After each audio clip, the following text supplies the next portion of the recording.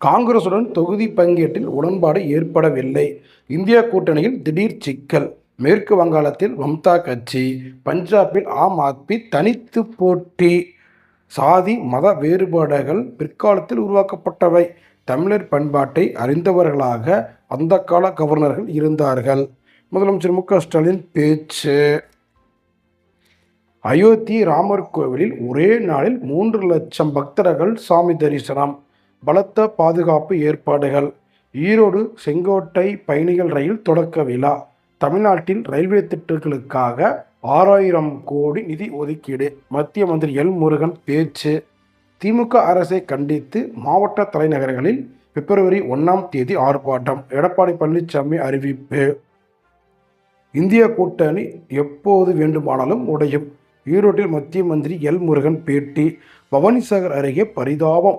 காட்டு யானை